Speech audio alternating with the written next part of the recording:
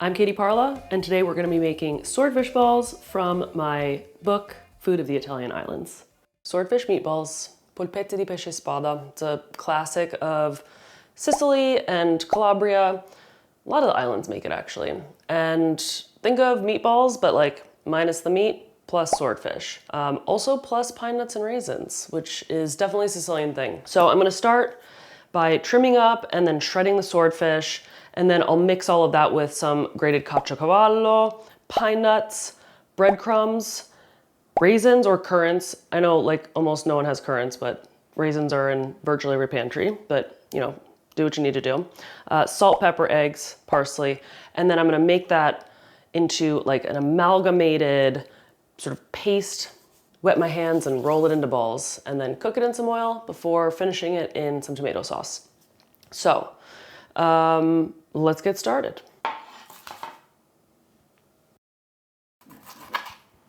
Oh, that's like a bony part, cool.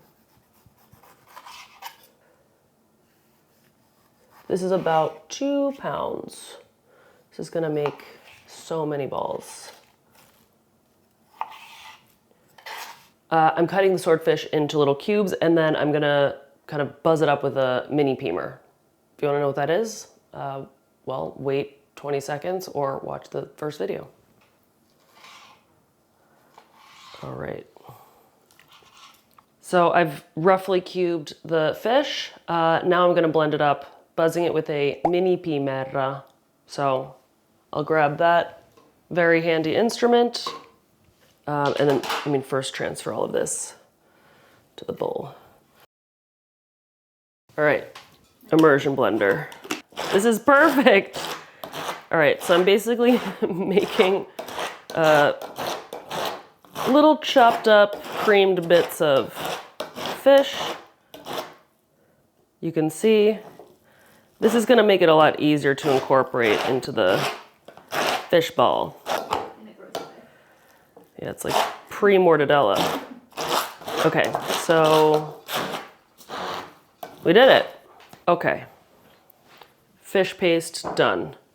Breadcrumbs toasted. You can buy breadcrumbs. You could use like a coarse panko, but I just had some stale bread, so I dried it out on the counter overnight and just kind of took out the last little bit of moisture in the oven at a very low temp. So that's ready to go. I just gotta prep some of my parsley, and this should just be very, very finely chopped. Ooh, it's going everywhere. We're good.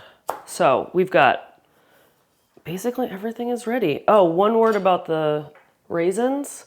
I don't know what it is, but all the raisins that I ever buy just become like crystallized, like pebbles in the pantry. So I just soak these in water for like 10 minutes. Now they're, I wouldn't say plump, but they're like a little bit more reasonable as food. Okay, so we're gonna do breadcrumbs. Boom, about a cup. This looks a little bit more than a quarter of a cup, so yeah, I'm gonna save some of this for garnish. 2 eggs. Ooh, that's a nice orange yolk. This is about a quarter cup of raisins. Yeah, quarter cup. Pine nuts. You can toast these or not. I didn't toast them. They're gonna taste fine anyway. A little salt. Maybe a little more salt. And pepper. Next, a little caciocavallo, which is a nice piquant cheese. There we go. Now I wanted to do this on the box grater. I prefer a powdery flurry of cheese. However, I went to a stall that I don't usually get my grating cheese at, and I asked, can you give me something that's like a hard grating cheese, similar to the consistency of Pecorino Romano or Parmigiano? The guy lied, and he gave me a soft ass cheese, and so it's not really working with the box grater. Therefore, we're stuck with these kind of like cheese worms instead of cheese powder. I'm not thrilled, but it's gonna be okay, I think. All right, so the next step is I'm just gonna mash this all together and then form it into not golf ball, it's too big, like walnut-sized balls. We're not going for like polpettone here, giant, big old ball. We want something that's maybe a little bit more than bite size. So let's get our hands in there. Ooh, this feels nice. So why pine nuts and raisins? Like, what's the deal? In Sicily, you'll find a lot of savory dishes have sweet elements like raisins. And it's a custom dating back many, many, many centuries. A lot of the recipes in Food of the Italian Islands feature pine nuts and raisins as an addition. If it's not your vibe, then just leave it out. That's all. That's all you have to do, not do it.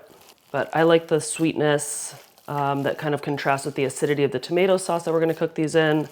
It's just, I think, an overall, like, very delicious addition. And then the pine nuts are nice for texture, right? Because you got the fish, which is nice and soft.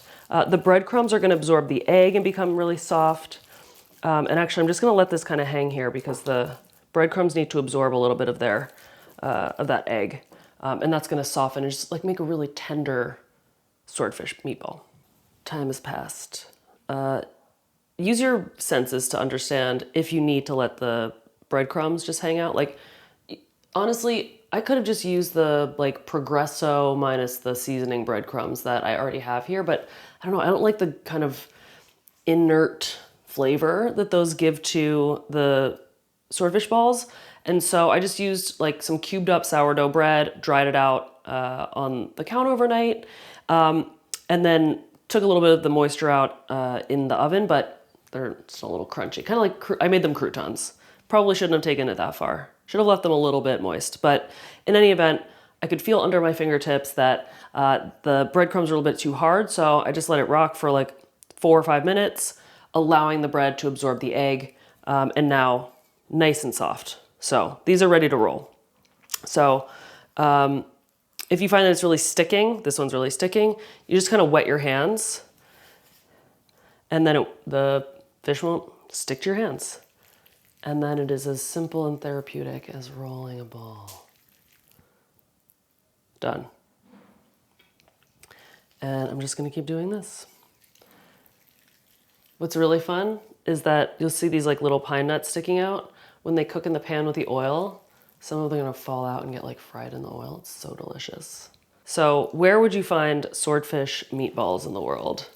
Exactly where they fish swordfish. So Sicily and Calabria, and really like any of the little islands that you'll visit, and even the mainland Italy, wherever there's a fish culture, there are fish trimmings, and fish trimmings are perfect for making these. I did get a whole chunk of swordfish steak, but this is Italy and it's affordable. Using a swordfish steak is not the most economical way to do this, but you can ask your fishmonger if they've got a few trimmings, and it could be trimmings from tuna or grouper, amberjack, whatever you got cooking in your neck of the woods. And then you'll see that they might just give them to you for free, and then you can mix them with all of the ingredients that I've laid out here, and you make your own ball. If you do not eat fish or meat, you don't have to give up meatballs. I mean, I guess you have to give up meatballs, but so polpette in Italian doesn't really mean meatball. Polpette di carne is meatball, right? So polpette is just like, I guess like a round ball of food. Does that make sense? And you can make it with zucchini or eggplant, substituting meat or fish for those ingredients. And just let me tell you, it is a delightful bite. I'm not really feeling like I want to roll all of these right now, so I'm going to throw this in the fridge. I'm just going to cook these off. I'll cook the other ones later. These are going to be ready to brown in a pan with some oil. And then after that, I will add some liquid. So they'll kind of like braise in a tomato sauce until they're completely cooked through. Then they'll be ready to eat. You already know I'm obsessed with Molise. So I'm going again with Trottarello, picked by hand from several hundred centuries old trees, very close to Termoli on the Adriatic coast, kind of between Abruzzo and Puglia. And I'm gonna brown the swordfish balls. Oh, what a great aroma. And you probably are saying, Katie Parla, why are you heating that delicious olive oil? I just believe in using very good quality olive oil, even for frying up meatballs. This feels like it's getting a little hot. Let's see if we're ready. Yeah. So I'm just going to start browning. I'm going to turn them after they've gotten a little color on them. Whenever I do this, I'm reminded that my stove is kind of crooked, and so all the oil pools on one side, which is not great for cooking a large number of things. So I wouldn't put more swordfish balls than this in the pan. You don't want to overcrowd, because then they kind of like steam cook, and that's weird. You want to get some color and therefore some flavor into these guys. I'm just gonna really gently start turning. Oh yeah, that's nice color. It's perfect. And you can see a little bit of browning. I actually might wanna turn this down a little bit. And as promised, pine nuts are falling out into the oil and they're gonna get fried and taste really delicious. Promising. And the sauce is just like hand crushed, whole canned peeled tomatoes. Whole canned peeled tomatoes are one of the big challenges of shopping for ingredients. Olive oil and tomatoes are part of incredibly corrupt industries. And so what you can find at your local supermarket or even at your Italian specialty store might not actually be a high quality product. It just might be a product that's on the portfolio of the importer that the supermarket or the shop sources from. One trick is when you're going shopping at a supermarket, check out not the brand name of the whole can peeled tomatoes, turn the can around and look at the company name, which is not always the same as the brand. In fact, it often is not. And then go on google.it and then search that company name and notizie or news. I do this all the time. And often discover that the companies are engaged in illegal activity on many levels. Probably not people I want to be supporting. If you happen to be in the US, you can get Bianco di Napoli tomatoes, which are domestic. If you're in Italy, Gusto Rosso is amazing. This is a pomodoro pelato. Pomodoro pelato means peeled tomato. So these were whole canned peeled tomatoes, and I crushed them by hand. What's nice about hand crushing is that you can get your hands like in contact with the raw material and then use your senses again. This is like a theme of this show. Use your senses. If it's a really soft, supple tomato, easily crushes, great. If there are not mature bits that are hard and weird and green, you can use your fingers to pluck them out, and then you'll have a better overall finished product.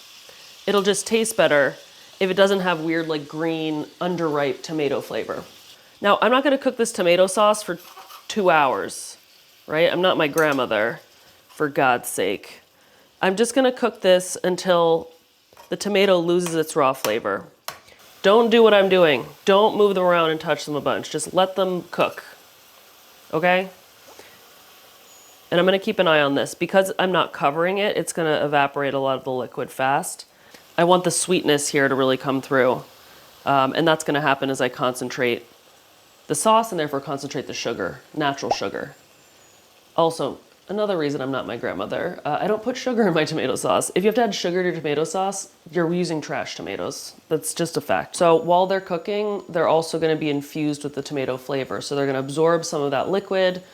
The other liquid is gonna be evaporating. You can see it here with all this steam. Now I want the insides to cook, and so that happens as the liquid heats them from, I guess not all sides, from like the bottom up to halfway. Let's say 10 minutes have passed. Let's see if this guy is cooked. This guy is cooked.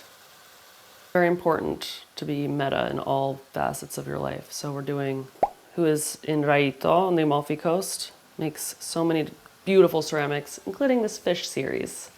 So, fish meatballs on the fish plate. All right, these babies are done. Ooh, yes, that's a delightful sight. When you eat something like this in Italy, it's your other starter or your secondo. So there's other dishes involved. If you were gonna cook this just to be your main with like maybe a little salad next to it, then I'd eat like 8 or 12, depending on your hunger. I can like almost taste them. I do not wait until things cool off to eat them. Maybe you're like me, I don't know, but this is probably gonna hurt.